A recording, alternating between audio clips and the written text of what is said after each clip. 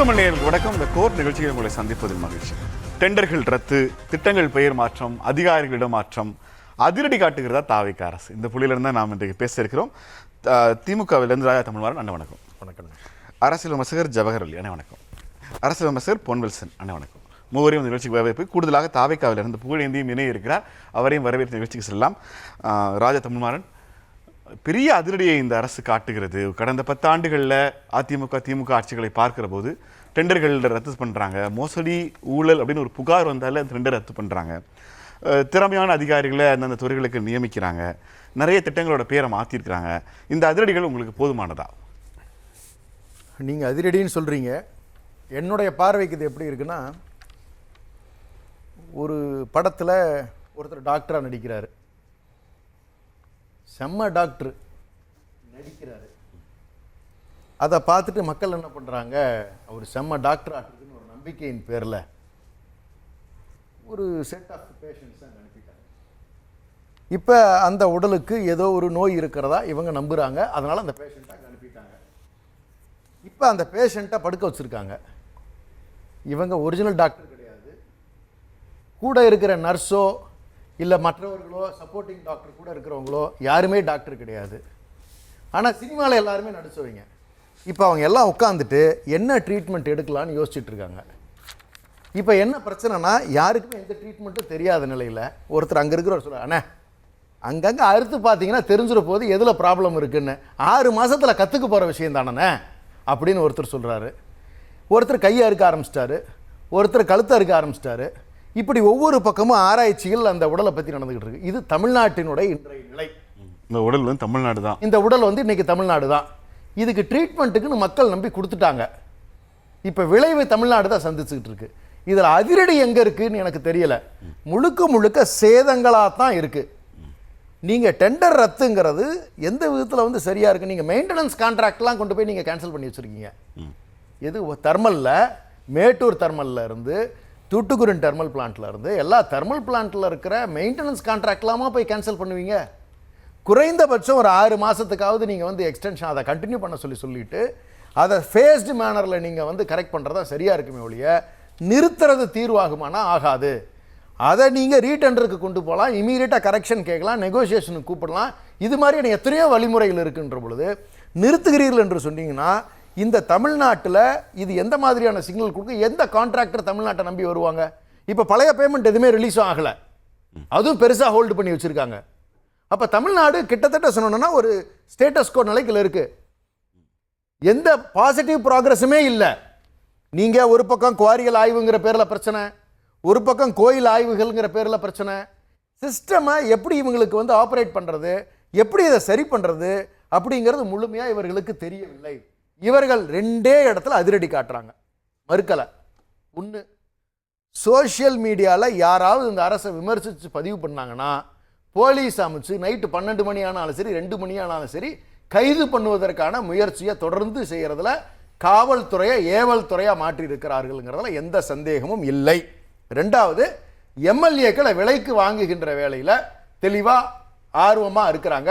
இது வரைக்கும் வியாபாரம் படிஞ்சது 6, அட்வான்ஸ் புக்கிங்கில் இருக்கிறது எத்தனைங்கிறது அவங்களுக்கு மட்டும்தான் தெரியும். இது 2ல் மட்டும்தான் இவங்களுக்கு அதிரடி இருக்கே ஒழிய மற்றபடி எந்த இடத்துலையுமே இவர்களிடம் அதிரடி இல்லை. தமிழ்நாடு வளர்ச்சியை நோக்கி நகர்கிறதான்னு சொன்னால் இல்லை. டெண்டர்கள் ரத்து என்பது அரசினுடைய பலவீனத்தை தான் காட்டுகிறது. பெயர் மாற்றங்கள் திட்டங்களுக்கு என்ன செய்கிறாங்கன்னா, கடந்த காலத்தில் அது மேஜராக வந்து பள்ளிக்கல்வித்துறையில் தான் நிறைய மாற்றங்கள், வெறும் பெயர் மாற்றங்கள். மணற்கேணி ஆப்பு 2 வருஷம் முன்னாடியே வந்தது. நீங்கள் அரசியல் விழிப்புணர்வு கொடுப்பதற்காக மாணவர்களை 5 குரூப்பாக பிரித்து குறிஞ்சி, முல்லை, மருதம், நெய்தல், பாலைன்னு பிரித்து அவர்களுக்கு மாடல் பார்லிமெண்ட் நடத்துறதெல்லாம் வந்து 2 வருடத்துக்கு முன்னாடியே ஆரம்பிக்கப்பட்டது. என்னமோ புதிதாக இப்போ தான் ஆரம்பிக்கப்பட்ட மாதிரி திரும்ப அதுக்கு ஒன்று விளம்பரம். அது இந்தியன் எக்ஸ்பிரஸ் வேறு பெரிய ஆர்டிக்கலாக எழுதுது. மேஜர் சேஞ்சஸ் பண்ண மாதிரி பாலிசி சேஞ்சஸ்ன்னு சொல்கிறாங்க. எந்த பாலிசியில் நீங்கள் எதை சேஞ்ச் பண்ணிட்டீங்க? பெயர் மாற்றத்தை மட்டும்தானே செஞ்சுக்கிட்டே வர்றீங்க. நீங்கள் காமராஜர் காலை உணவு திட்டம்னு மாற்றுறீங்க. வரவே இருக்கிற காமராஜருக்கு மரியாதை கொடுக்க வேண்டியது தான். அது முதலமைச்சர் காலை உணவு திட்டமாக தான் இருந்துச்சு. கட்சி தலைவர்களுடைய பெயர்களை கடந்த காலங்களில் வச்ச வழக்கம் இல்லை. உங்களுக்கு காங்கிரஸ் ஏதோ ஒரு ரூபத்தில் திருப்திப்படுத்தணுங்கிற ஒரு நோக்கம். அப்போ இப்படி நீங்கள் பெயர்கள் வைக்க ஆரம்பிச்சிட்டிங்கன்னு சொன்னால் நாளைக்கு இது எப்படி சரியாக இருக்கும்? இதை நாளைக்கு தொடவும் முடியாது. தொடணுங்கிற அவசியமும் இதில் இல்லை. நீங்கள் ஏதோ ஒரு அக்கறையில் நீங்கள் செய்கிறீங்கன்னு எங்களுக்கு தெரியுது.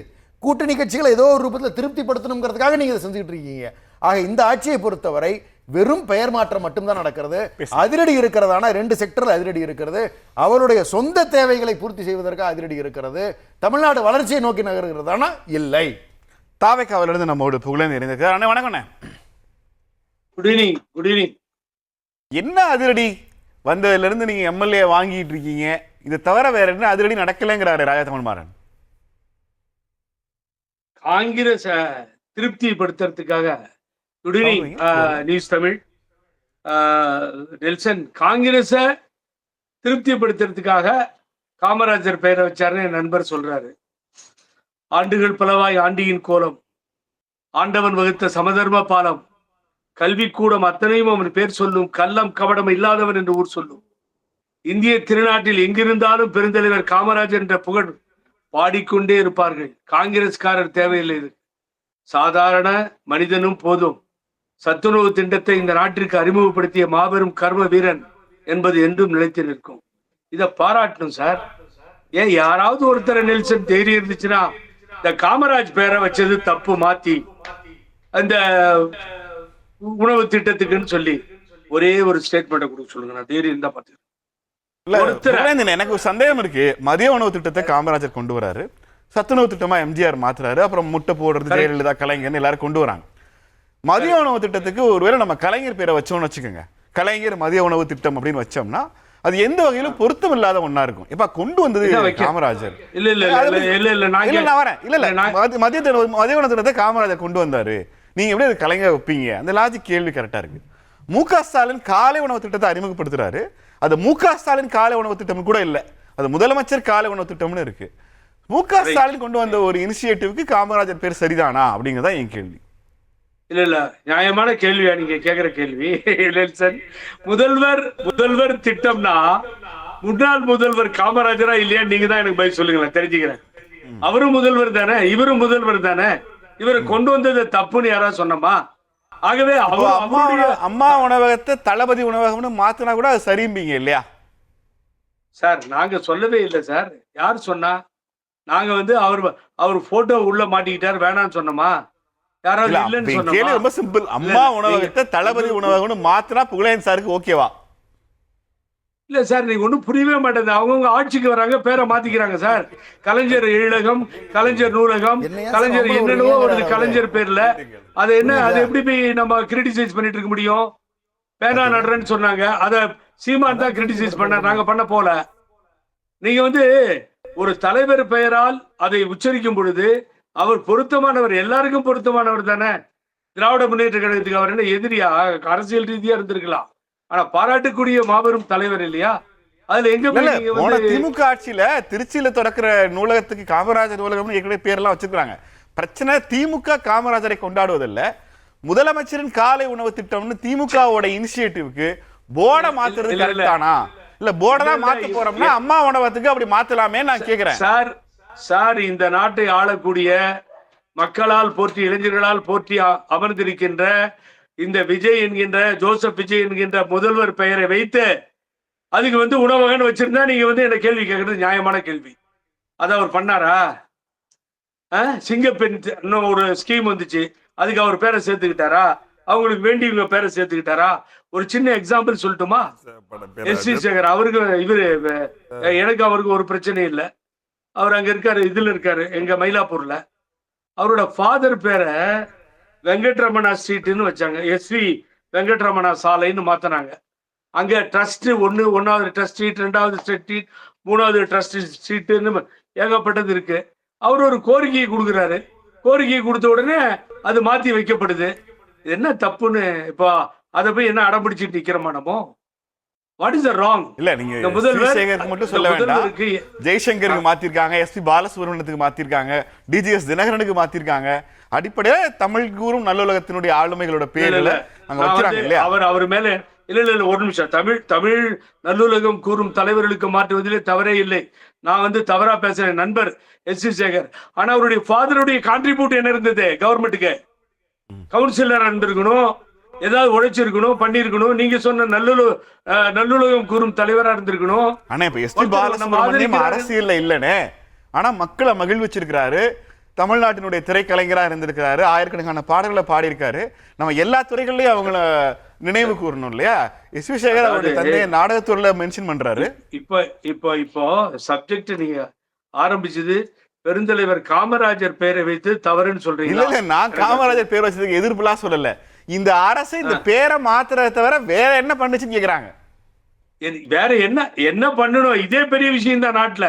சரித்திரம் மிக்க இந்த பேரை மாத்திரதே சரித்திரத்துல பெரிய சாதனை தானே. What is the wrong you tell me? அதனால அத நீங்க என்ன பண்ணுச்சுன்னா அன்றாட வேலை நடந்து கொண்டே இருக்கிறது.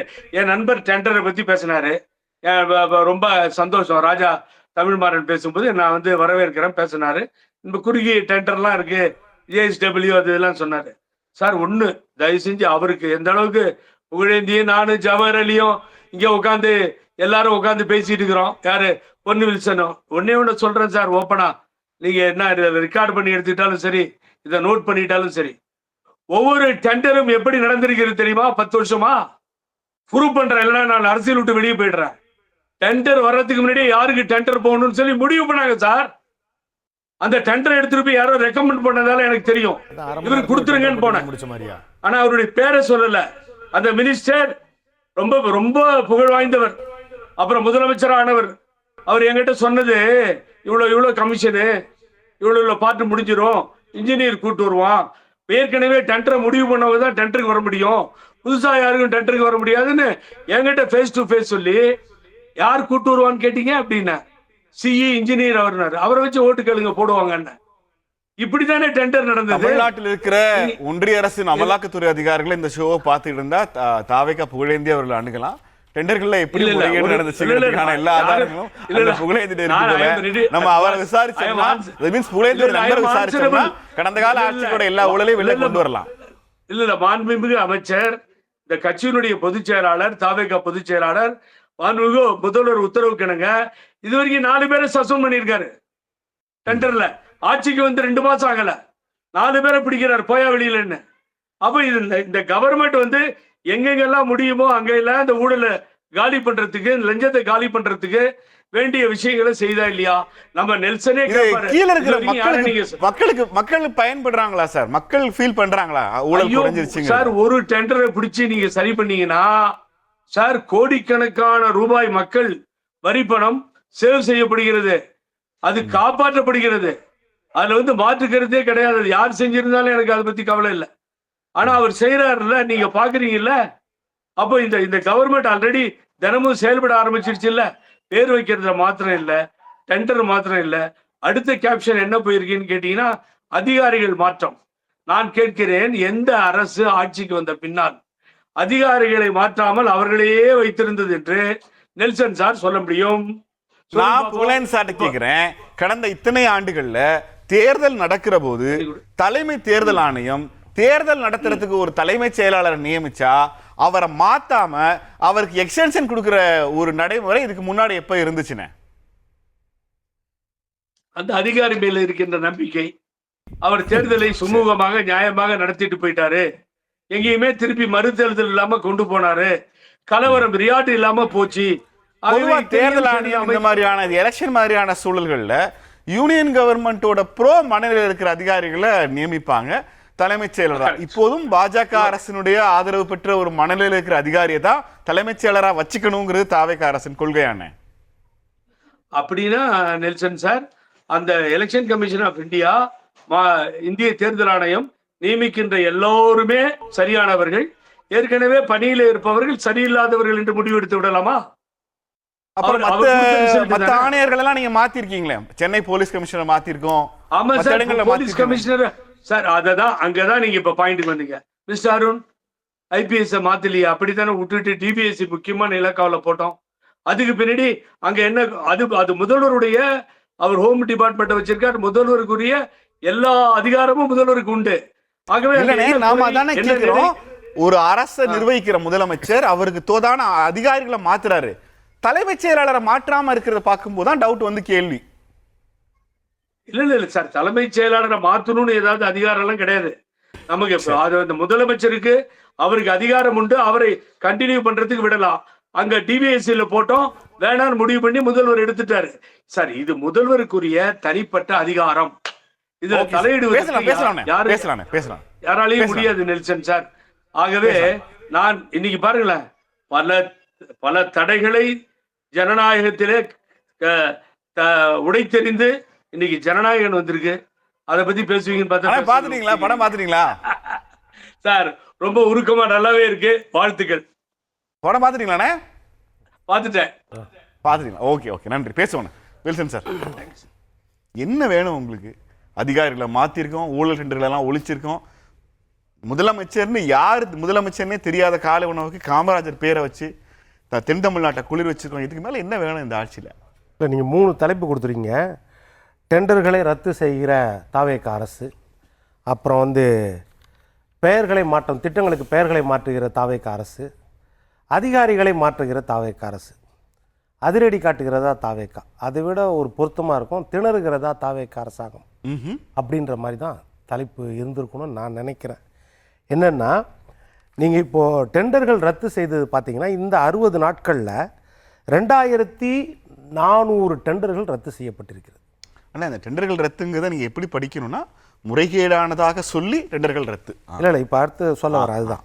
இப்போ அதில் பார்த்தீங்கன்னா, நகராட்சி நிர்வாகத்துறையிலேருந்து, போக்குவரத்து துறையிலேருந்து, நீர்வளத்துறையிலேருந்து, உடமலைப்பேட்டை, கோத்தகிரி, தமிழ்நாட்டில் இருக்கிற மொத்த பகுதிகள்லையும் ஊரக வளர்ச்சித்துறை மற்றும் ஊராட்சித்துறை, இது எல்லாத்துலேயும் சேர்த்து அடிப்படை தேவைகள், அதாவது குடிநீர் திட்டங்கள், தெருவிளக்கு திட்டங்கள், அரசு கட்டிடங்கள், அப்புறம் மேம்பால பணிகள், இது எல்லாத்துலேயும் 2500 டெண்டர்களை ரத்து பண்ணி 253 டெண்டர்களை மட்டும் மறுபடியும் கொடுத்துருக்குறாங்க. ஒரு இமயம் அளவுக்கு டெண்டர்களை ரத்து பண்ணி ஒரு துளி அளவுக்கு தான் திருப்பி கொடுத்துருக்காங்க. அப்போது வளர்ச்சி திட்டங்கள், கட்டுமான திட்டங்கள் ஸ்தம்பித்து போய் இருக்குமா இல்லையா ஒரு பக்கம். இன்னொரு பக்கம் இந்த டெண்டர்களை ரத்து செய்ததுக்கான காரணம் என்ன சொல்கிறாங்க? வெளிப்படைத்தன்மையோட டெண்டர் இல்லை, அதில் மிகைப்படுத்தப்பட்ட ரேட் இருக்குது, நாட்கள் குறைவாக கொடுத்துருக்காங்க, சில டெண்டர்தாரர்கள் மட்டும்தான் எடுக்கிற மாதிரி கொடுத்துருக்காங்க. இதுக்கு விசாரணை அமைப்பு வச்சு கைது பண்ணியிருக்காங்களா? எவ்வளவு பேரை கைது பண்ணியிருக்காங்க? நீங்கள் ஒரு மீம்ஸு போட்டால், ஒரு கருத்து சொன்னால் நைட்டோட நைட்டு 2 மணிக்கு போய் கைது செய்கிறீங்க. இன்றைக்கும் பிரின்சிபல் செஷன்ஸ் ஜட்ஜி என்ன சொல்லியிருக்காருன்னா, ஒருவரை நீங்கள் கைது செய்யும் போது அறநிலையத்துறை அமைச்சர் ரமேஷ் அவர்களை ஒரு அவதூறு பேசினார்னு ஒருத்தரை சொன்னார்னு கைது பண்ணியிருக்கும்போது, அதாவது இது என்னன்னா, பேச்சு சுதந்திரம் இருக்கிறது, அரசாங்கத்தை விமர்சனம் செய்வதற்கு அதிகாரம் இருக்கிறது, உரிமை இருக்கிறது. அதனால் இது உங்கள் உறவினர் சம்மந்தப்பட்டாருன்றதுக்காகவே அது ஒரு பெரிய குற்றமா? அதாவது குற்ற செயல் என்னென்னா, மக்கள் மத்தியில் கலவரத்தை ஏற்படுத்துகிற செக்ஷன் எப்படி வரும்? பிஎன்எஸ் செக்ஷன் பிரகாரம் பார்த்தா 356 மட்டும்தான் வரும் அப்படின்னு ஜட்ஜி சொல்லி நிபந்தனை ஜாமீனில் அவர் விட்டுருக்காரு.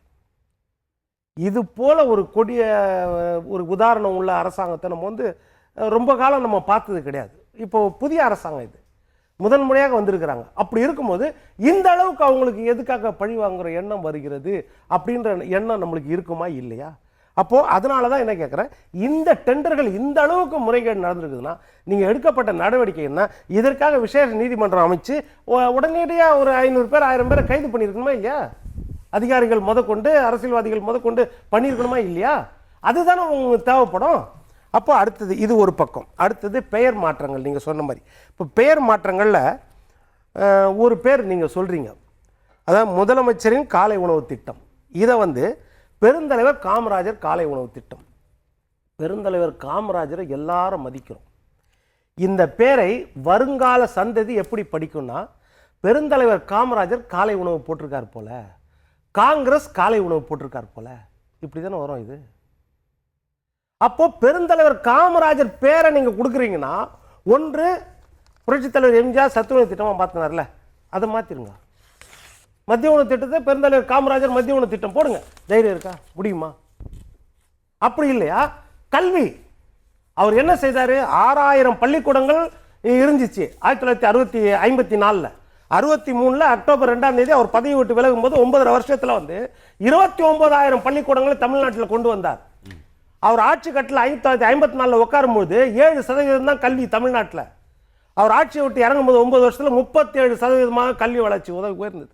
அப்போ நீங்க இப்ப கல்வி திட்டம் ஒன்று கொண்டு வர போறீங்க, காமராஜர் கல்வி திட்டம் போடுங்க.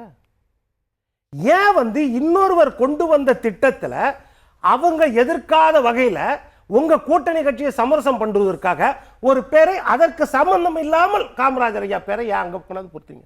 காமராஜர் ஐயா பேரை கொடுக்கறதுக்கு எத்தனையோ திட்டங்கள் இருக்குது, அந்த திட்டங்களை கொடுங்க. அப்போ இதுல போய் எதுக்காக இந்த அரசியலை நீங்க பண்றீங்க? இதுதான் நம்ம கேள்வி. அடுத்தது பார்த்தீங்கன்னா இது வந்து மற்றது. இப்போ நான் முதல்வன் திட்டம் அது பொதுவான பேர். நீங்கள் வந்து மறைந்த தலைவர்கள் பேரை இருந்துச்சுன்னா நீங்கள் அதை மாற்ற வேண்டாம். இருக்கிற தலைவர்கள் பேர் இருந்தால் கூட நீங்கள் மாற்றலாம். அது எல்லா கட்சியும் மாற்றிருக்குது. அதிமுகவும் மாற்றிருக்கோம், திமுகவும் மாற்றிருக்குது. இது கடந்த காலத்தில் பண்ணி தான் இருக்கிறாங்க, இல்லைன்னு சொல்ல வரல. இப்போ நான் முதல்வன் திட்டம் பொது பேர் தான். ஒன்று அந்த திட்டத்தை நீங்கள் வேண்டான்னு சொல்லிட்டு வேறு திட்டம் ஆரம்பிங்க, இல்லையா அந்த திட்டத்தை அப்படியே விட்டுருங்க. அதில் திறன் தமிழ்நாடுன்னு எதுக்காக மாற்றினீங்க? மகளிர் விடியல் பயணம் நம்ம ஏற்கிறோமோ இல்லையா, மகளிர் விடியல் பயணம் போட்டாச்சு. அந்த பேர் யாருக்குமே சொந்தம் கிடையாது, ஒரு பேர். அப்போது அதில் எதுக்கு அந்த விடியல்ன்ற வார்த்தையை மட்டும் நீக்கிட்டீங்க? மகளிர் இலவச பயணம் இல்லை மகளிர் பயணம் மட்டும் ஏன் போடுறீங்க? அடுத்தது வீடுகளுக்கு முதியோர் ரேஷன் தாய்மானவர் திட்டம் அப்படி வச்சுருக்காங்க. அதை வந்து வீடு தேடி பொருட்கள் வழங்கும் திட்டம், இது எதுக்காக மாற்றுறீங்க? அதே வந்து மத்திய அரசு MNREGA மகாத்மா காந்தி ஊரக வேலைவாய்ப்பு திட்டம், அதை VPG ராம்ஜின்னு மாற்றுச்சு. ஆட்சிக்கு வருது முன்னாடி இன்றைக்கு அமைச்சராக இருக்க அருண்ராஜ் அதை பயங்கரமாக எதிர்த்தார். இன்றைக்கு அந்த திட்டத்தை அதே பேரோட அப்படியே ஏற்றுட்டு நீங்கள் செயல்படுத்துறீங்க. அப்போது நீங்கள் எந்த விஷயத்தில் நீங்கள் யோசிக்கிறீங்க? இதுதானே முக்கியம். இதில் அந்த காலை உணவு திட்டத்திலே ஒரு முக்கியமான விஷயம் என்னென்னா, பழங்குடியினர் முன்னேற்ற திட்ட நிதியிலிருந்து சிறப்பு நிதி அதுலேருந்து 6 கோடி எடுக்கிறீங்க. ஆதி திராவிடர் முன்னேற்ற சிறப்பு நிதி அதுலேருந்து 63 கோடி எடுக்கிறீங்க. இதை எடுத்து இப்போ ஜிஓ போட்டிருக்கீங்க. 217 கோடி வந்து இந்த காலை உணவு திட்டத்துக்கு 6வதுலேருந்து 8வது வகுப்பு வரைக்கும் எக்ஸ்டென்ஷன் பண்ணுறதுக்காக 4.38 லட்சம் பேருக்கு வந்து அது மாணவ மாணவிகளுக்கு பயன் தரதுக்காக கொடுத்துருக்கீங்க. இந்த ஆதி திராவிடர் மற்றும் பழங்குடியினர் அவர்கள் சிறப்பு முன்னேற்றத்திற்கு ஒதுக்கப்பட்ட நிதியை எதற்காக மடை மாற்றி இதற்காக நீங்கள் மாற்றுறீங்க?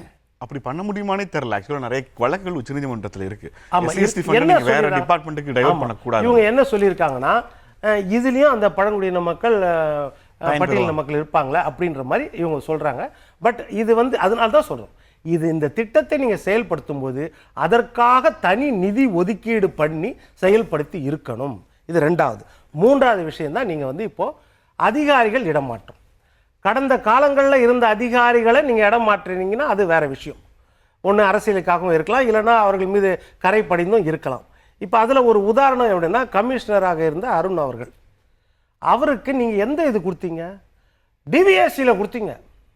முக்கியமான கண்காணிப்புத்துறை. கடந்த கால ஆட்சியாளர்கள் என்ன தவறு செய்தார்களோ இல்லை அதிகாரிகள் என்ன தவறு செய்தாரோ அதை கண்காணிக்க வேண்டிய துறையை அந்த ஒரு சென்சிட்டிவ் துறைக்கு வந்து தலைவராக அவரை போட்டீங்க, இயக்குனராக போட்டீங்க. போட்டு கரெக்டாக 45 நாளில் அவரை எதற்காக இப்போது காவலர் பயிற்சி மையத்திற்கு மாற்றினீங்க? காரணம் என்ன? இதற்கான தகுந்த காரணம் எதாவது இருக்குதா? கடந்த காலத்தில் இருந்தவங்களே நீங்கள் மாற்றினா அது பிரச்சனை கிடையாது, அது தவறு கிடையாது. நீங்களே இந்த 45 நாளில் ஒருவருக்கு அவரை உச்சாணி கும்பல உட்கார வைத்து பிறகு அவருக்கு இது இன்னைக்கு இன்னொரு இடத்துக்கு மாற்றுறீங்கன்னா அப்போ எதற்காக நீங்க இந்த தடுமாற்றத்தில் இருக்கிறீர்கள்? இந்த தடுமாற்றத்திற்கு காரணம் என்ன அப்படின்னா, இப்போ இதில் பார்த்தீங்கன்னா நாகர்கோயில்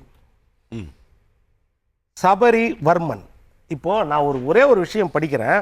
அதற்கு ஒரு தலைவர் சொல்லியிருக்காரு, நீங்க எதுக்கு சார், உங்க ஆட்சி எதுக்குங்க சார், நீங்க உட்கார்ந்து இருக்கிற அந்த சிஎம் பதவி எதுக்குங்க சார்?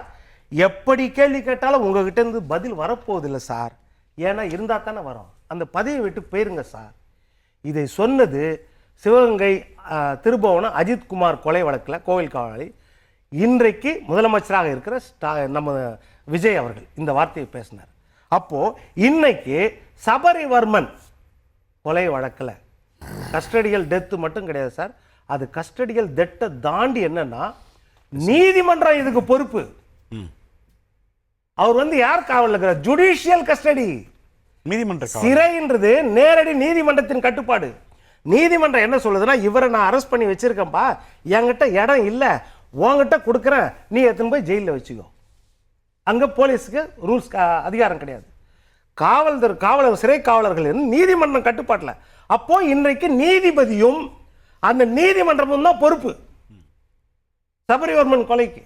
இன்னைக்கு அருணாச்சலம் நோட் வேற. இன்றைக்கு அதே மாதிரி தூத்துக்குடியில் அருணாச்சலம் 24 வயது அவன் ஒரு 120 பாட்டில் இது வச்சுருந்தான், அதாவது பிளாக் மார்க்கெட்டில் டிக்கெட் விற்கிறதுக்காக.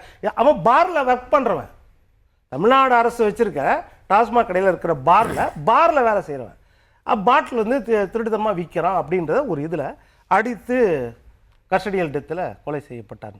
இப்போ இதுக்கெல்லாம் ஏன் முதலமைச்சர் இதுக்கு விளக்கம் கொடுக்கல? முதலமைச்சர் இதுக்கு பேசணுமா இல்லையா? சக அமைச்சர்கள் மற்றதுக்கெல்லாம் பேசுறாங்கன்னா முதலமைச்சர் இது போல ஒரு சென்சிட்டிவ் விஷயம், தமிழ்நாட்டின் தலையெழுத்தை நிர்ணயிக்கக்கூடிய 8.5 கோடி மக்களின் பாதுகாவலாளர் இருக்கிற காவல்துறை நம்ம முதலமைச்சரின் நேரடி கட்டுப்பாட்டில் இருக்குது. அப்ப காவல்துறையை நேரடி கட்டுப்பாட்டில் வச்சுக்கிற முதலமைச்சர் இது போன்ற விஷயத்திற்கு பதில் சொல்லணுமா இல்லையா? அதிரடிலாம் காட்டலைங்க, நீங்க திணறீங்கிறாரு பொன்வில்சன். இது அதிரடி வந்து ஊழல் இல்லாத ஆட்சியை கொடுப்பதற்கான அதிரடி. நண்பர் வந்து தமிழ்மாறன் ஒரு வார்த்தை சொன்னார், இந்த இவர்கள்கிட்ட எல்லாம் என்ன இப்போ தான் கற்றுக்கிறதுக்கு வராங்க, ஏன் உங்களுக்கு பொறுக்கலையோ? இளைஞர்கள் கற்றுக்கிறது உங்களுக்கு பொறுக்கலையா? கற்றுக்கிறாங்க, நான் ஊழல் செய்கிறதுக்காக கற்றுக்கிற போகிறாங்க. ஒரு தமிழ்நாட்டில் ஒரு நல்லாட்சியை கொடுப்பதற்கு, தமிழ்நாட்டினுடைய வளர்ச்சிக்கு யோசிப்பதற்காக கற்றுக்கிற போகிறாங்க. உதயநிதி மட்டும் என்ன ரொம்ப கற்றுக்கிட்டு வந்தாரா துணை முதலமைச்சர்? அதே போன்று தான் வந்து அவர் சொன்னார், கைதிகளை பற்றியெல்லாம் சொன்னார். கடந்த கால திமுக ஆட்சி காலத்தில் கைது செய்யப்பட்டவர்கள் எத்தனையோ பேர், அது பட்டியல் போட்டோன்னா அது வந்து பேர்னா அவர் சொல்ல வேண்டியது வரும். ரெண்டாவது குண்டர் சட்டத்திலே போட்டிங்க. இன்னும் சொல்லப்போனால் பெரியமேட்டில் ஒரு முஸ்லீம் நபர், ஒரு சமூக சேவகராக இருந்தால் அவரை குண்டர் சட்டத்தில் போட்ட ஆட்சி இது. அது இன்னும் காங்கிரஸ் கட்சியை சேர்ந்தவர் அவர் போட்ட ஆட்சி. அதனால் வந்து அது எதை பற்றி பேசுகிறதுக்கு உங்களுக்கு எந்த விதமான அருகதையும் இல்லை. இப்போ கேட்டீங்க, டெண்டர் ஏன் ரத்து செய்கிறீங்க, பேர் ஏன் மாற்றுறீங்க, அதிகாரிகளை ஏன் மாற்றுறீங்க, ஏன் டெண்டர் ரத்து செய்யக்கூடாதா? நீ ஒரு டெண்டருக்கு 30% வச்சிருக்கீங்க. இப்போ 2000 கோடி ரூபாய் ECR to வில்சன் சார் ஒன்னே ஒன்று கேட்குறாரு, டெண்டர் தப்புங்கிறனால ரத்து பண்ணுறீங்க, கரெக்ட். ஏன் தப்புங்கிறத கேஸ் ஃபைல் பண்ணியா சார்? அது நீங்கள் என்ன சார், டெண்டர் முதல்ல ரத்து செய்கிறோம், ரத்து ஏற்கனவே உள்ள ஊழல்களில் வந்து நாங்கள் டிவிஎஸ்சி அனுப்பிச்சுட்டு இது என்னதுன்னா அமைச்சர் KN நேருவும் ஏவாவேலும் ஓடி ஒழிஞ்சாங்களே. ஒருத்தர் அங்கே போனார், சிங்கப்பூர் போனார்னு KN நேரு வந்து இது முன்ஜாமீன் கேட்டு போனார். அவங்க 30 பேர் கூட ஊழிட்டுனே. நீங்க ரத்து பண்ற டெண்டருக்கு ஊழல்னால தான் ரத்து பண்ணிருக்கீங்க. அந்த ஊழலை செஞ்சது யாருன்னு கேட்கணும்ல சார். ரத்து பண்ணதுக்கு ஊழலே பணப்பட்டுவாடாவே நடக்கல. ஆனால் அந்த டெண்டர் வந்து 2000 தவறான நபருக்கு, அனுபவம் இல்லாத நபருக்கு கூடுதல் விலையில டெண்டர் நீங்க போட்டதே தப்பு தான், ஊழல் தான். காசு போச்சு என்ன பிரச்சனை? டிவிஎஸ்சி அது முழுக்க எல்லா விசாரணை 50-60 நாள் தானே ஆச்சு. டிவிஎஸ்சினுடைய கண்ட்ரோல்ல அது போயிடும். அவர்கள் வந்து முழுசா ஆராய்ந்து அதற்கான நடவடிக்கை எடுப்பாங்க. அந்த அடிப்படையில் ஏவா வேலு மீது வழக்கு, KN நேரு மீது வழக்கு, செந்தில் பாலாஜி மீது வழக்கெல்லாம் டிவிஎஸ் போட்டிருக்காங்க. அதனால நீங்க ஒரு 2000 கோடி ரூபாய்க்கு 600 கோடி ரூபாய் நீங்க கமிஷன் அடிச்சிருக்கிறீங்க. 600 கோடி ரூபாய் அடிச்சிருக்கீங்கன்னு சொன்னீங்கன்னா அந்த கேஸ் எங்க? அதுக்காண்டி தான் சார் அந்த டெண்டரை கேன்சல் பண்றாங்க. ஏற்கனவே அந்த கேஸே கொடுக்காம சொல்றீங்களே புகார். பணம் எங்கண்ணா? பணமா? பணமே டெண்டரே கொடுக்கலையே. நீங்க தான் கஜனாவை காலி பண்ணி வச்சுட்டு போயிட்டீங்களா? இந்த பணத்தை ஏன் ஒதுக்கலைன்னா கஜனாவே இல்லை. இப்ப பட்ஜெட் போட்டதுக்கு அப்புறம் தான் அந்த பணம் எந்தெந்த இதுக்கு எந்தெந்த இதுக்கு ஒதுக்க போறோம். பணம் வாங்கிட்டு தான் டெண்டர் கொடுத்தாங்கன்னு சொல்றீங்க. ஆமா. அப்படின்னா எப்பயுமே ஒரு 2000 கோடி ரூபாய்னா 2000 கோடி ரூபாய் முழுசா ஒதுக்க மாட்டாங்க. அது வந்து பட்ஜெட்ல நிதியை ஒதுக்காம இருந்தது. அந்த பட்ஜெட்ல நிதியை ஒதுக்குவாங்க. அதற்கு பிறகுதான் அந்த டெண்டருக்கு வந்து வேலை நடக்கும். அந்த டெண்டர் பணமே ஒதுக்காதனால அந்த டெண்டரை கேன்சல் பண்றாங்க. ரெண்டாவது, ஏன் அதிகாரிகளை மாற்றக்கூடாது? ஏன் நீங்க தலைமைச் செயலரை மாத்தல? அது அதிகாரம் வந்து யாருன்னா ஒரு முதலமைச்சர் அவருக்கு நம்பிக்கைக்குரியவரா அவர் வச்சிருக்காரு. அதனால மாத்தல. அதனால உங்களுக்கு என்ன பிரச்சனை? அந்த அதிகாரம் அவருக்கு இருக்கா இல்லையா? அவர் நம்பிக்கையா ஒரு இருக்காரு. தமிழகத்துல வந்து ஊழலற்ற ஆட்சி, எங்கேயும் ஊழல் நடக்காதவரும் தலைமைச் செயலாளர் தான் பாத்துக்கிறார். அவர் மீது ஏதாவது குற்றச்சாட்டு ஏற்கனவே இருந்திருக்காங்க. இல்ல அவர் மீது இப்போ தலைமைச் செயலாளராக நியமிக்கப்பட்டவர் எடப்பாடி பழனிசாமி முதலமைச்சராக இருக்கிற போது அவருடைய உதவியாளராக நியமிக்கப்பட்டார். அப்பவே இருந்த குற்றச்சாட்டு என்னன்னா, ஒன்றிய அரசு அதிமுக அரசை கண்காணிக்கிறதுக்கான ஒருத்தராக அவரை நியமிச்சிருக்காங்க அப்படிங்கிற ஒரு குற்றச்சாட்டு இருந்தது. இப்போது அவரை தலைமைச் செயலராகவே நம்ம நிர்மாணிச்சிருக்கிற போது அது பாஜகவோட நேரடி கட்டுப்பாட்டில் பியூரோக்ராட்ஸ் வச்சு, அதாவது எதுக்கு எடுத்தாலும் பாரதிய ஜனதா கட்சி என்று சொல்லிட்டு இன்றைக்கு தமிழ்நாட்டில் இருக்கக்கூடிய எதிர்கட்சிகள் வந்து அதை வந்து அரசியல் விளையாட்டை தான் பார்க்குறாங்க. அவர் ஒரு ஐஏஎஸ் ஆஃபீஸர், அது சீனியர் மோஸ்ட், அந்த தலைமைச் செயலாளர் அந்தஸ்துக்கு பொருத்தமானவர். தேர்தல் ஆணையம் நியமிக்கிறாங்க. அதற்கு பிறகு வந்த ஆட்சியாளர்கள் அவர்களுடைய சேவை இன்னும் இந்த மாதத்தோட அடுத்த மாதத்தோட முடிய போகிற நிலையில் சேவை தேவை என்ற அடிப்படையில் கடந்த காலத்தில் எல்லா அமைச்சரவையிலும் செய்ததை இவர்களும் செய்கிறாங்க. இன்னும் 6 மாதத்துக்கு எக்ஸ்டெண்ட் பண்ணுறாங்க. அவருடைய சேவை தமிழ்நாட்டுக்கு தேவை என்ற அடிப்படையில் அவர் மீது ஏதாவது குற்றச்சாட்டு இருக்கானா? நீங்க பிஜேபி குற்றச்சாட்டு, பிஜேபிக்கு நியமிச்ச அருணையை ஏன் மாத்துனீங்க 40 நாள்ல? ஏன்னா அவர் மீது அதிகமான குற்றச்சாட்டுகள் அதன் பிறகு வர ஆரம்பிச்சிருது. அவர் தன்னுடைய அதிகாரத்தை தவறாக பயன்படுத்தியிருக்காங்களா? அதிகாரத்தை சொல்லிருக்காங்களா? யாரு இந்த விளக்கத்தை அரசு சொல்லிருக்கா? சார், அரசு எல்லாத்துக்கும் சொல்லணும்னு அவசியம் இல்லை சார். அரசு என்பது எல்லா விஷயத்தையும் நீங்க சொல்லணும்னு அவசியம் இல்லை. அதை சில விஷயங்களே அதை வெளிப்படையாக சொல்லக்கூடாது. அதுதான் அரசு. அந்த அடிப்படையில் அவர் மீது ஏற்கனவே நிறைய குற்றச்சாட்டுகள், நீங்க அவரை அரெஸ்ட் பண்ணாங்க, இவருக்கு நின்றவன் போனவன் வந்தவன் எல்லாத்தையும் குற்றச்சாட்டுல தூக்கிப்பட்டது அருண் தானே. அதே மாதிரி பேர் தெரியாம தான் நீங்க அவரை டிவிஎஸ்சிக்கு போட்டிருக்கீங்க, அப்பாயின்ட் பண்ணீங்க. அப்போ போட்டாங்க, மாத்தியாச்சு. அதுல என்ன தவறு இருக்குது? ரெண்டாவது, ஏன் பேர் மாத்திரம், ஏன் விடியல்ங்கிறது என்ன இது வரைக்கும் தமிழ்நாட்டு மக்களுக்கு விடியலே ஏற்படலையா? எதுக்கு விடியல்ங்கிறது தேவையில்லை அப்படின்னா, அதே மாதிரி முதியோர்களுக்கு ரேஷன் பொருளை கொண்டு போய் கொடுக்கறது, வீடு தேடி கொண்டு கொடுக்கக்கூடிய திட்டம்னு பேர் வைக்கிறாங்க. அது என்னது? தாயுமானவன். என்ன சார் ஒரு திட்டம் என்பது அந்த மக்களுக்கு புரியக்கூடிய விஷயம். காமராஜர் காலை உணவு திட்டம், நல்ல பேர் தானே. உங்களுக்கு தைரியம் இருந்துச்சுன்னா அந்த பேரை மாத்துங்கன்னு சொல்லணும். நண்பர் ரெண்டாவது நம்ம நண்பர் வில்சன் பேசும்போது அவர் முழுக்க திமுகவினுடைய ஆதரவு திட்டங்களையாவே சொல்லிட்டு வந்தார். எனக்கு ரொம்ப ஆச்சரியமா இருந்தது. எப்போ அந்த நிலையை எடுத்தாருன்னு எனக்கு தெரியல. இதை பேரை மாத்திட்டாங்க, அந்த பேர் எல்லாம் திமுக ஆட்சி காலத்தில். அவங்க எதுக்காக போச்சாங்க அந்த திமுக ஆட்சி காலத்தில்? அதற்கான திட்டங்கள் பேர் எல்லாம் அம்மா உணவகம், அம்மா கிளினிக், அம்மா 2 வீலர், இதெல்லாம் ஏன் பேர் வச்சாங்க? அவங்க சொந்த காசுல வச்சாங்களா? இல்ல, சொந்த கட்சியில் வைக்கல. ஆனா அம்மாங்கிறது தமிழ்நாட்டுக்கு அந்த பேரே ஒரு எல்லாருக்கும் பிடிச்ச பாஸ்.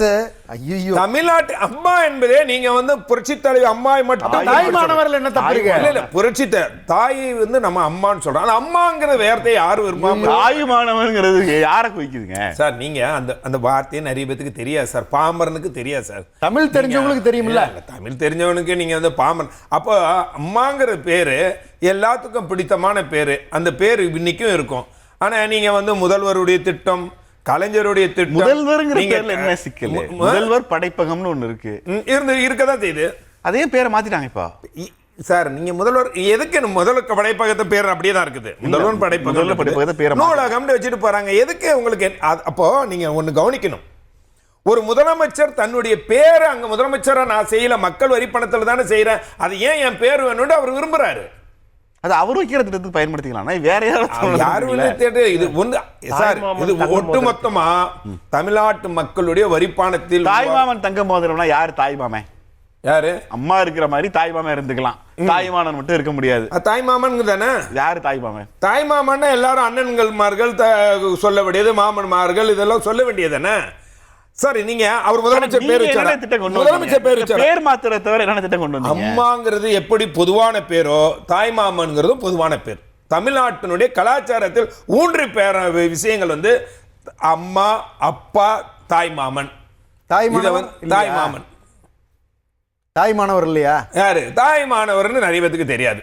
தாய்மானவர் திருச்சி மலைக்கோட்டையில் இருக்கிற சிவபெருமான் பேரும் தாய்மானவர். அப்ப நீங்களே விரும்புவீங்களா? அது ஒரு கடவுளுடைய பேரா இருக்குது. அதை தமிழ்நாட்டுக்கு பொருத்தமாகுமா? அது திமுக விரும்புமா? தாய்மானவங்கிறது தமிழ் பேருங்க. சரி, தமிழ் பேர் தான் இருக்கட்டும் சார். நான் என்ன கேட்கிறேன், ஒவ்வொருத்தவங்க ஒவ்வொரு பேர்ல அவருக்கு அதிகாரத்துக்கு உட்பட்டு. இப்ப பிரச்சனை என்ன? அந்த திட்டம் சரி, இதெல்லாம் அதிரடியான நீங்க சொல்றதெல்லாம் அதிரடி இல்லையா? அதிரடிங்கிறது ஒரு தான். நீங்கள் கான்ட்ராக்டருங்க எல்லாம் ஃபுல்லாக சொன்னார்ல, 1400 கான்ட்ராக்டர் கேன்சல் பண்ணலாம். அதில் பல 1000 கோடி ரூபாய் தமிழ்நாடு மக்களுடைய வரி பணம் சேமிக்க. இந்த குற்றச்சாட்டை திரும்ப திரும்ப வைக்கிறாங்க. என்னன்னா, நாங்கள் ஏன் டெண்டர் ரத்து பண்ணோம்னா, நான் முடிச்சிடறேன் சார். முடிச்சிடலாம். சரி, சொல்லிட்டேன். நான் சொல்றேன், முடிங்கண்ணே, நீங்க முடிச்சிருங்கண்ணே. அதே மாதிரி காவல் மரணத்தை பற்றி நம்ம சொன்னார். நான் காவல் மரணம், இப்படிப்பட்ட மரணங்கள்லாம் நடக்கக்கூடாதுன்னா உடனடியாக நடவடிக்கை எடுத்து அவர் சஸ்பெண்ட் பண்ணதோட அவருக்கு மீது வழக்கம் பதிவு பண்ணியிருக்காங்க இந்த ஆட்சியில். ஆனால் கடந்த காலத்தில் எடப்பாடியார் 16 பேரை துப்பாக்கியில் சுட்டு கொண்டார். நான் இதே கேட்கிறேன், நான் என்னடா நானும் அதுக்கு ஆதரித்து பேசினவன் தான் இன்று வேறு நிலையை எடுத்திருக்கிறேன், அது வேற. ஆனால் அன்றைக்கு அதை யாரும் பற்றினவன் இல்லை. அதன் பிறகு திமுக ஆட்சிகள் 26 லாக்அப் டெத்து. எவ்வளோ? 26 லாக்அப். அண்ணே ஒரே நிமிஷம். 2021 26 வரைக்கும் 5 ஆண்டுகளில் 26 லாக்அப் டெத்து. தாவேக்கா ஆட்சிக்கு வந்து 2 மாதங்களில் 6 லாக்அப் டெத்து. என்ன கணக்கு இது? நான் தான் சொல்றேனே, யார் செய்தாலும் அது தவறு என்பதை மாட்டுக்கும். ஆனா இது இந்த ஆட்சியில மட்டும்தான் ஏற்படுது அப்படிங்கிற மாதிரி ஒரு முறை முதலமைச்சர் வந்து ஒரே ஒரு சார் ஊழலுக்கு தவறான புள்ளிவிவரத்தை கொடுக்குறீங்க. 6 லாக்அப் டெத்துனா 2 லாக்அப் டெத்து தான் இது வரைக்கும். நீங்க 6 லாக்அப் டெத்துங்கிறது போய் நீங்க டீடைல்ஸ் உண்மையை பேசுங்க. நீங்க வந்து 2 லாக்அப் டெத்து. நீங்கள் வந்து வேற வேற வகையில ஆஸ்பத்திரியில் மரணம் இது போன்ற விஷயத்தை லாக்அப் டெத்தா கணக்கில் எடுக்க. போலீஸ் ஸ்டேஷன்லயோ சிறைச்சாலையிலயோ நீங்கள் இறந்ததுதான் லாக்அப் டெத்து. அதனால நீங்க வந்து ஒரு பொய்யாலாம் இது பண்ண வேணாம். ஆனா எதுவா இருந்தாலும் இந்த லாக்அப் டெத்துக்கு அதுக்குதான் இந்த சாத்தான்குள வழக்குல நீதிபதி அண்ணாமலை தீர்ப்பு கொடுத்தாரு. தூக்கு தண்டனை கொடுத்தாரு. தாவேக்கா அரசுடைய அதிரடி குறித்து பேசிக் கொண்டிருக்கிறோம். பதில் சொல்ல வந்தீங்க சுருக்கமா. நம்ம இதெல்லாம் பேசிட்டு பஸ் ஃபேர், பிரைவேட் பஸ் ஃபேர்லாம் ஏற்றிருக்காங்க, எவ்வளவு பஸ்ஸை நிறுத்தியிருக்காங்க, அதை பற்றி நம்ம பேசவே இல்லை. பார்த்தீங்களா கன்வீனியண்ட்டாக? கரண்ட் பில்லு கண்ணா பின்னான்னு 2 மடங்கு 3 மடங்குன்னு வந்திருக்கு. டெக்னிக்கல் கிளிச். ஏங்க என்னங்க நீங்கள் தமிழ்நாடு முழுக்கவா? யாருமே பேசவே இல்லைங்க. என்னங்க 2 மடங்கு 3 மடங்கு வித்தியாசங்க? இதெல்லாம் எவ்வளவு பெரிய குற்றம் தெரியுங்களா? தவறாக கூட நான் ஏற்றுக்க மாட்டேன் அதை. நீங்கள் மக்கள்கிட்ட இருந்து நீங்கள் கிட்டத்தட்ட ஒரு அறிவிப்பு இல்லாமல் ஒரு விலையேற்றம் இருக்குன்னு சொன்னால் நீங்கள் மக்கள்கிட்ட இருந்து நீங்கள் வரி பிடுங்குற மாதிரி அர்த்தம். அடுத்த மாதம் சரி பண்ணி கழிச்சிக்கலாம். மன்னிக்கணும், அது என்ன உறுதி இருக்குது? அப்போ வாங்கின பணம் கட்டாமல் கரண்ட் கண்டினியூ ஆகிடுமா? அப்போ அரசு அப்படி பணம் வாங்கலாமா? அரசு ஒரு இப்படிப்பட்ட ஒரு தவறான செயலை ஈடுபடலாமா? அதிகாரிகள் தப்பு பண்ணக்கூடாதுன்னு சொல்கிறீங்கல்ல, அப்போ இந்த அதிகாரிகள் மேலே நீங்கள் நடவடிக்கை எடுத்துருங்களா? இந்த டெக்னிக்கல் ப்ராப்ளம் வர்றதுக்கு யார் காரணமான அதிகாரிகளோ அதை செஞ்சாங்களா? இது வரைக்கும் செய்யலைல்ல. இன்னும் நான் கேட்குறேன், நெல் அரிசி விலை எவ்வளோ ஏறி இருக்கு தெரியுங்களா? ஏறி இருக்கா? ஆமாம், கடுமையான விலையேற்றங்க. ஏன்னா இப்போ மழை பொய்த்து போயிருக்கு. மேகதாது பிரச்சனையை நம்ம பேசல, காவிரியிலிருந்து தண்ணி திறந்து விடல, டெல்டால அவ்வளோ பிரச்சனை இருக்கு. எப்படிப்பட்ட மக்களுடைய எந்த பிரச்சனைகளையும் இவர்கள் பேச விடாம ஜனநாயகன் படம் ரிலீஸு, இந்த அமைச்சர்கள் பண்ணுகின்ற மற்ற சேட்டைகள், மக்கள் பிரச்சனைகளை இங்கு பேசுவதற்கு இடமே இல்லாம ஒரு அட்டென்ஷனை டைவர்ட் பண்ற டாக்டிக்ஸை தொடர்ந்து பயன்படுத்திட்டு வரதை நாம ஏன் கவனிக்க மறுக்கிறோம்? இது எல்லாம் எவ்வளவு பெரிய தவறு. நாம எதுக்கு ஆர்கியூ பண்ணிட்டு உட்கார்ந்துருக்கோங்க? இதோட சேர்ந்து என்ன பண்றீங்க? இதோட சேர்ந்து நாங்க தானே இதெல்லாம் வெளியே சொல்லிக்கிட்டே இருக்கோம், பேசிக்கிட்டே தானே இருக்கோம். எங்க பேசாம இருக்கோம்? நீங்க கட்டுமான பொருட்களோட விலை எவ்வளவு ஏறி இருக்கு. அப்போ ஒவ்வொரு குடும்பமும் எவ்வளவு பாதிச்சிருக்கு நீங்க பாருங்களேன். இது மட்டும் இல்ல, ஊழல் இல்லாத ஆட்சி, ஊழல் இல்லாத ஆட்சின்னு சொல்றாரு. அண்ணா, அந்த 100 கோடி ரூபா பழனி இடத்தை யாருன்னு என்னென்ன 4 பேர் 2 பேர் கரையம் பண்ணா, 2 பேர் வாங்கினா, ஒருத்தர் படத்தை தான் நீங்க ரிலீஸ் பண்ணிருக்கீங்க. மீதி 3 பேர்த்து படத்தை ஏன்னா இது வரைக்கும் நீங்க ரிலீஸ் பண்ணல? அவங்க யாராவது தாவேக்காரங்க கூட போட்டோ எடுத்தது ஏதாவது இருக்கா? பயத்துல நீங்க ரிலீஸ் பண்ணலையா? ஜனநாயக ரிலீஸ்க்கு கூட பண்ணுவாங்க. ஏன் அதெல்லாம் இப்ப நிறுத்தி வச்சிருக்கீங்க கேக்குறேன். அப்ப நீங்க ஊழல் செய்யறதுக்கு அமைச்சர் உறுதியா இல்லையா? புகழேந்தி சார் நிறைய கேள்விகள் கேட்கிறாரு. அரிசி விலை அதிகமா இருக்கு, கட்டுமான பொருள் விலை அதிகமா இருக்கு, கண்டுக்காம போறீங்களே. சொல்லிக்கிட்டே இருக்காரு அண்ணா, அடிக்கிட்டே இருக்காரு. என் வீட்டுக்கு ஒசூர்ல பில்லு கையிலே இருக்கு, 0 தான் வந்திருக்கு பில்லு. என்னன்னா அந்த லிமிட்டுக்கு தப்பா கால்குலேட் பண்ணா கூட 0 வராதுனே. இல்ல 0ங்க. ஏன்னா அந்த லிமிட்டுக்கு மேல நான் யூஸ் பண்றது இல்ல எலக்ட்ரிசிட்டிய. எனக்கு ஒவ்வொரு மாசமும் 0 பில் தான், நான் 10 பைசா கட்டுறது இல்ல. அதனால வந்து எனக்கு வருது. தாவேக்கா ஆட்களுக்கு ஏதாவது சிறப்பு தள்ளுபடியோ? இல்ல சார், நான் போன தடவையும் இதுதான், இந்த தடவையும் இதுதான். சும்மா போற போக்குல அது ஏறிடுச்சு, இது ஏறிடுச்சு, வெண்டைக்காய் ஏறிடுச்சு, கத்திரிக்காய் ஏறிடுச்சு. என்ன சார் தயவு செஞ்சு இப்படி வந்து நீங்க 19 நீங்க பேசக்கூடாது. நீங்க சாமானியர்கள் எல்லாம் சார் எங்களுக்கே ஆச்சரியமா இருக்கு. உங்களுக்கு கரண்ட் பில் வரலன்னா என்ன மாதிரி பில் இது மீட்டர்னு எனக்கு புரியல. ஸ்கூல்ல உட்கார்ந்து இருக்கும் போது ஏறிடுச்சா நான் ஆமா ஏறிடுச்சு, பள்ளி ஏறிடுச்சு, இந்த பள்ளி உள்ள போயிடுச்சு. அது மாதிரி ஏறிடுச்சுன்னா இதுக்கு பேசுங்க, சப்ஜெக்ட்ட பேசுங்க சார். எங்க சார் என்னோட ஃப்ரெண்ட் தமிழ்மாறன் எங்க எதுவும் தாவேகாவோட ஃபார்முலா அப்படியே ஃபாலோ பண்ணாதீங்க, இதுக்கு பதில் சொல்லுங்க. அப்புறம் அடுத்து கேளுங்க. அடுத்தது இதெல்லாம் சார் ஏறிடுச்சுன்னு சொன்னதுக்கெல்லாம் அமைச்சர்கள் ராஜ்மோகனும் நிர்மல்குமாரும் பதில் சொல்லியிருக்காங்க. இன்னொன்னு தமாஷு, எனக்கு பொன்வில்சன் சார் சொன்னாரு, தப்பில்ல அவர் பாவம், அவர் வந்து மேஜிஸ்ட்ரேட் சொன்னதா சொன்னாரு. அந்த மேஜிஸ்ட்ரேட் அப்புறம் 5 நாள் ரிமாண்ட் பண்ணாரு. ஒண்ணு, கைக்கு முதுகெலும்பு உடைப்பேன், எலும்பு உடைப்பேன். ரொம்ப நியாயமான ஜனநாயக ரீதியான பேச்சு.